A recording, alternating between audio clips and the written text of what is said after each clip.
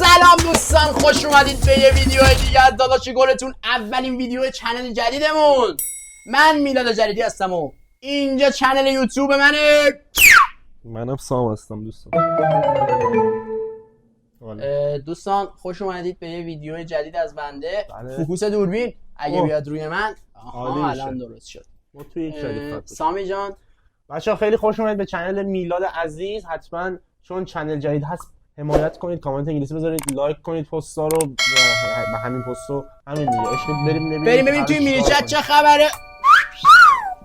بچه‌ها شما کلوس فرند هم میذارید؟ آره. میشه بپرسم محتوای کلوس فرندتون چیه؟ غذا، خانواده، مسافرت، میوه. از طرف پسرای پیجتون میخوام بهتون یه جمله بگم. بفهمید. ریدم توی محتوای کلوس فرندتون، اینا واسه کلوز نیست. دمت کم میوه میخوری عشقی. خانم من و رفیقم میخواستم اگه اجازه میدید براتون 69 بزنیم.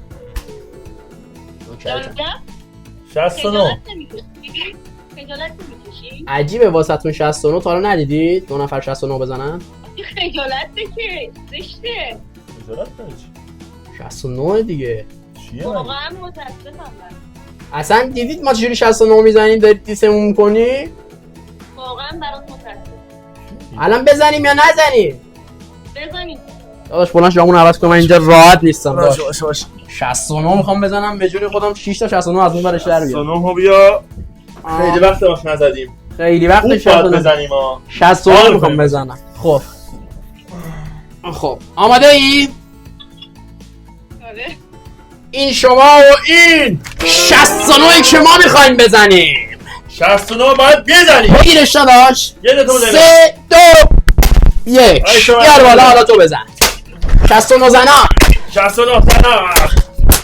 69 کتک خورده و زده شده. دمتون گرم. شما مغز منحرف و مریض. مغز تو کارباس ببر.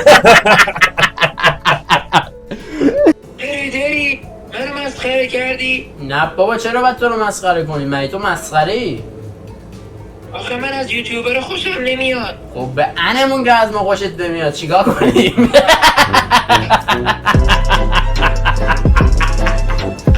اسمت چیه؟ جعفر.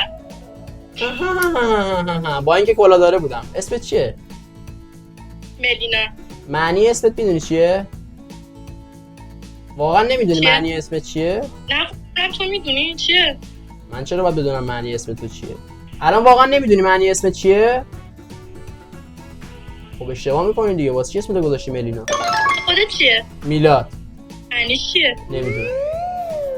الان داداش تو اسمت چیه؟ من اسمم سامه. معنی اسمت میدونی؟ نمیدونم. الان اون جعفر اسمش چیه؟ داری میگی جعفر. اسم واقعی تو بگو جعفر. جعفر چرا شال سرت کردی؟ چی؟ زهرا. زهرا شالتو بکش سرت. واقعا درو. معنی اسمت چیه؟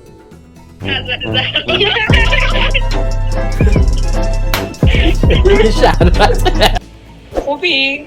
نه خوب نیستم. الان چه کاری از پشت گوشی از دستت برمیاد؟ وقتی هیچ کاری از دستتون بر نمیاد الکی نپرسید خوبی یا بدی. خوب نیستم جانم. والا آخه من زبان خرا رو خوب میفهمم، گفتم شاید بتونم کمکت کنم. آدم باهوشی هستی؟ آره خیلی. یه معما واسه تر میکنم. اگه جواب بدی که باهوشی، اگه جواب ندی آبروی همه دخترا رو بردی. اوکی. فرض کنی یه پل که روش کلی دونه ریخته شده. اینورم 10 تا مرغ که قراره از روی این پل رد شن. چجوری این مرغا رو یه جوری رد کنیم که دونه‌های روی زمین رو نخورن؟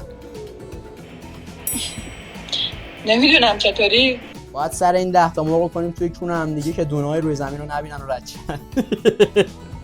خب اینجوری که مرغ اول همه اینا رو می‌خوره. نه دیگه سر مرغ اولم می‌کنیم توی کونه آدم فوزول.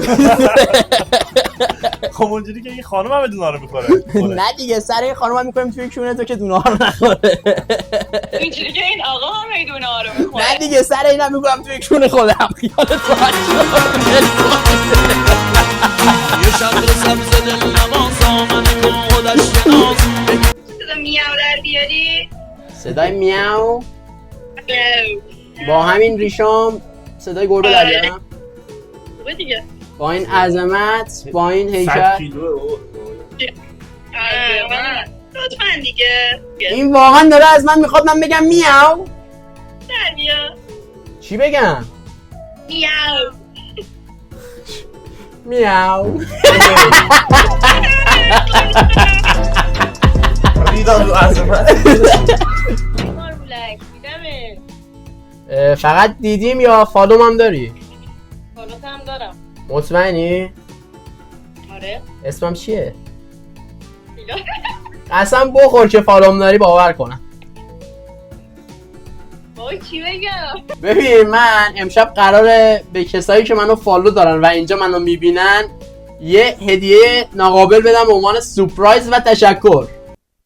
خب فکر کنم تو امشب اون خوش شانسه ای. شماره کارت تو بگو.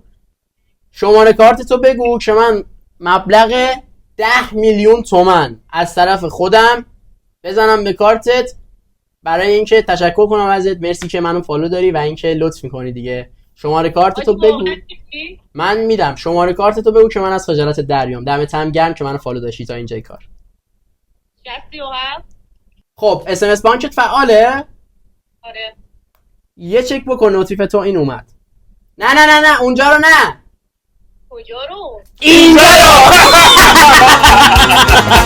چیکار کنم که منو فالو داری؟ دمت گرم.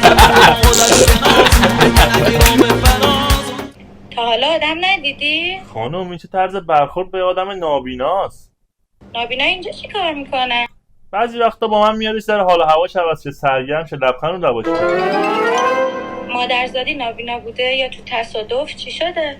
بذار داستان از زبون خودش بشنوی. میلاد جان خودت به خانم توضیح بده داستان تو.